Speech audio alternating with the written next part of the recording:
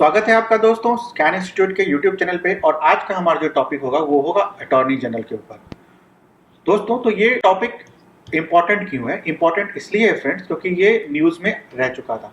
ठीक है, आज ही ये न्यूज में था कि attorney general says no to contempt plea against actor Swara Bhaskar. ठीक है, और यहीं पे एक इंपॉर्टेंट लाइन न्यूज के इसमें हेडलाइंस में लिख रखी है कि attorney general not is a must before filing a contempt petition in the top court, मतलब supreme court. Contempt of court क्या होता है फ्रेंड्स, इसका लेक्चर हमने ऑलरेडी आपके लिए बना रखा है, तो वहां पे आप इसको जाके देख सकते हैं फ्रेंड्स। यहाँ पे हमको क्या ध्यान रखना है कि to file a contempt petition before a Supreme Court the nod of attorney general is must. Prashant Bhushan के केस में क्या हुआ था फ्रेंड्स कि सुप्रीम कोर्ट ने सुओ मोटो कॉग्निजेंस लिया था उनके ट्वीट्स का, तो वहां पे वो जरूरत नहीं था। लेकिन यहाँ पे अगर कोई आदमी फाइल कर रहा है पिटीशन, कंटेम्प्ट पिटीशन, तो वहां पे अटॉर्नी जनरल का ओपिनियन मस्ट है, उनका नॉड लेना मस्ट है before filing this contempt petition in supreme court. ठीक है फ्रेंड्स, और एक चीज और ध्यान रखना है फ्रेंड्स, अटॉर्नी जनरल से रिलेटेड जो सवाल आते हैं एग्जाम्स में वो बहुत इंपॉर्टेंट है। और एक सवाल जो हमेशा यहाँ पे रिपीट होता है वो ये होता है कि अटॉर्नी जनरल का राइट टू ऑडियंस कहाँ कहाँ होता है, मतलब वो कहाँ कहाँ पार्टिसिपेट कर सकता है फ्रेंड्स। तो यहीं पे मैं उस चीज़ को क्लियर कर सकता हूँ फ्रेंड्स कि अटॉर्नी जनरल का जो right to sitting in any, मतलब वो किसी भी कोर्ट का हिस्सा में जाके पार्ट ले सकता है। ठीक है, whether be a district court, high court, supreme court, कहीं पे भी जाके वो वहाँ पे पार्ट ले सकता है। ठीक है, दूसरा चीज़ ये है कि राइट टू ऑडियंस मतलब वो पार्लियामेंट में भी किसी भी कमेटी का मेंबर बन सकता है, वो दोनों हाउसेज में से कहीं पे भी बैठ के प्रोसीडिंग्स देख सकता है। ठीक है, लेकिन बस उसके पास एक ही पावर नहीं रहेगा। कौन सा पावर वो है फ्रेंड्स? Right to vote.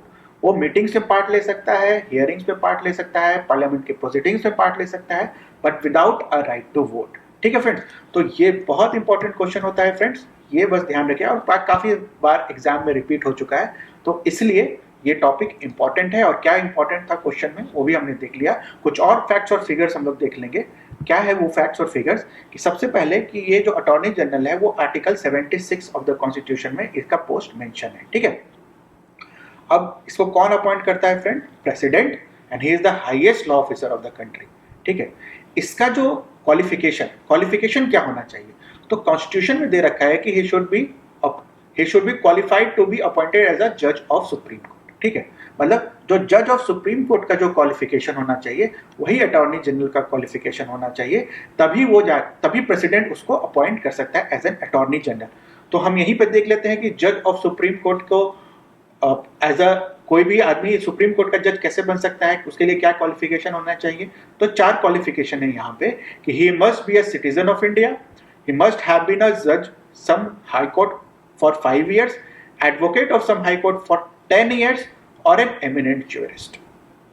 ठीक है फ्रेंड्स, तो ये आपको ध्यान में रखना है कि उस अटॉर्नी जनरल का क्वालिफिकेशन क्या होना चाहिए। He should be qualified to be appointed as a जज ऑफ सुप्रीम कोर्ट। ठीक है, उसके बाद टर्म ऑफ ऑफिस, उसका जो रेम्यूनरेशन है, ये सब कॉन्स्टिट्यूशन में फिक्स्ड नहीं है फ्रेंड्स। ठीक है, जो रेम्यूनरेशन है वो कौन डिटरमाइन करता है? प्रेसिडेंट करता है, पार्लियामेंट नहीं करता है, प्रेसिडेंट करता है। ये ध्यान रखने का बात है फ्रेंड। वो आपको एक लाइन में लिख के दे देगा कि he receive such remuneration as the parliament में डिटरमाइंड, तो आप वहां पे कंफ्यूज हो जाओगे।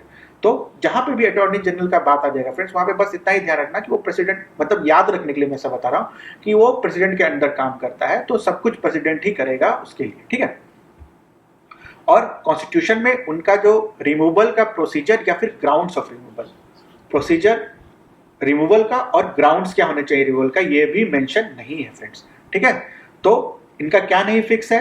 टर्म ऑफ ऑफिस, जैसे कि गवर्नर का 5 साल का होता है। ठीक है, तो ऐसा टर्म ऑफ ऑफिस इनके लिए फिक्स नहीं है। इनके लिए कोई प्रोसीजर कॉन्स्टिट्यूशन ने नहीं डिफाइन किया कि कैसे रिमूव किया जाएगा और किस बेसिस पर रिमूव किया जाएगा।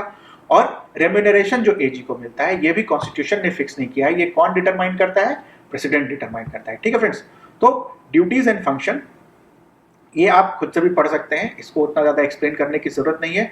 बेसिकली इस स्लाइड का बेसिकली ये पर्पस है कि जहां पे भी गवर्नमेंट ऑफ इंडिया को रिप्रेजेंट करना होगा, वेदर इट्स हाई कोर्ट और अ सुप्रीम कोर्ट, अटॉर्नी जनरल वहां पे जाएंगे और ये अपना ड्यूटी और फंक्शन निभाएंगे। ठीक है, मेन जो इंपॉर्टेंट है यहाँ पे, जो मैंने आपको फर्स्ट स्लाइड में बताया, ये बहुत इंपॉर्टेंट है, ये आपको ध्यान में रखना है, क्योंकि मैक्सिमम टाइम जो क्वेश्चन है 100 में से 99 बार क्वेश्चन यहीं से पूछे जाते हैं, ठीक है। तो क्या क्या है इनको राइट्स एंजॉय करते हैं ये? Right of audience in all courts in the territory of India, मतलब कोई भी कोर्ट हो जाए वो वहां पे राइट ऑफ ऑडियंस उनको है, वो जाके बैठ सकते हैं, सुन सकते हैं, सब कर सकते हैं, ठीक है। Further, he has the right to speak and take part in proceedings of the both the houses of the parliament. वो both the houses of parliament के proceedings में भी पार्ट ले सकते हैं। उसके बाद कमेटी के भी मेंबर्स बन सकते हैं, जॉइंट सिटिंग में भी पार्ट ले सकते हैं, ठीक है। लेकिन इनके पास क्या नहीं होगा? राइट टू वोट नहीं होगा, ठीक है, ये ध्यान रखना है। And he enjoys privileges and immunities that are available to member of parliament. एक चीज और यहाँ पे ध्यान रखने की बात है, he is not debarred from private legal practice. ये ध्यान में रखिएगा फ्रेंड्स। इसका मतलब ये नहीं है कि वो कोई भी प्राइवेट लीगल प्रैक्टिस कर सकता है, ठीक है। जहां पे भी गवर्नमेंट ऑफ इंडिया एक लिटिगेंट होगी वहां पे वो प्राइवेट प्रैक्टिस नहीं करता है, क्योंकि वो गवर्नमेंट ऑफ इंडिया को उस समय वहां पे रिप्रेजेंट कर रहा होता है, ठीक है। लेकिन और किसी केस में या फिर और कहीं पे भी वो प्राइवेट लीगल प्रैक्टिस करने के लिए इसको डिबार नहीं किया गया है फ्रेंड्स। यहीं पे एक चीज और समझ लेते हैं कि सॉलिसिटर जनरल ऑफ इंडिया और एडिशनल सॉलिसिटर जनरल ऑफ क्या होते हैं। ये भी लॉ ऑफिसर्स होते हैं फ्रेंड्स, जो कि अटॉर्नी जनरल को हेल्प करते हैं डिसीजन मेकिंग में और उनके रेस्पॉन्सिबिलिटीज को डिस्चार्ज करने में ये हेल्प करते हैं, ठीक है। लेकिन इनका कोई भी मेंशन अपने कॉन्स्टिट्यूशन में नहीं है, ठीक है। इनका जो मेंशन है कॉन्स्टिट्यूशन में नहीं है। Article 76 does not mention about solicitor general and additional solicitor general, ठीक है फ्रेंड्स। तो ये चीजें हैं जो आपको ध्यान रखनी है फ्रेंड्स। अटॉर्नी जनरल के बारे में क्या सबसे इंपॉर्टेंट क्या है फ्रेंड्स? अटॉर्नी जनरल के बारे में ये वाला जो पार्ट मैंने आपको बताया ये सबसे इंपॉर्टेंट है। बाकी जो भी वो उसको एमोल्यूमेंट्स होगा और जो उसको अपॉइंट करेगा सब क्या करेगा? प्रेसिडेंट करेगा, ठीक है फ्रेंड्स। तो ये ध्यान रखिएगा। और कौन से आर्टिकल में है फ्रेंड्स? ये 76 में, article 76 of the constitution. And he is the part of union executive. He is the part of union executive. Union executive के कौन कौन पार्ट होते हैं फ्रेंड्स? ये आप हमारे कमेंट सेक्शन में लिखिए कि यूनियन एग्जीक्यूटिव का पार्ट कौन कौन होता है। जैसे कि प्राइम मिनिस्टर हो गया, काउंसिल ऑफ मिनिस्टर हो गया, अटॉर्नी जनरल हो गया। क्या इनके अलावा भी कोई एलिमेंट है जो कि यूनियन एग्जीक्यूटिव का पार्ट होता है? तो आप ये हमारे कमेंट सेक्शन में लिखिए कि यूनियन एग्जीक्यूटिव का पार्ट कौन कौन से ऑफिसर्स होते हैं अपने यूनियन एग्जीक्यूटिव के पार्ट, ठीक है फ्रेंड्स। अगर ये लेक्चर आपको पसंद आया हो तो हमें लाइक, शेयर और सब्सक्राइब करें और हमारे यूट्यूब चैनल स्कैन इंस्टीट्यूट के साथ जुड़े रहें। Thank you.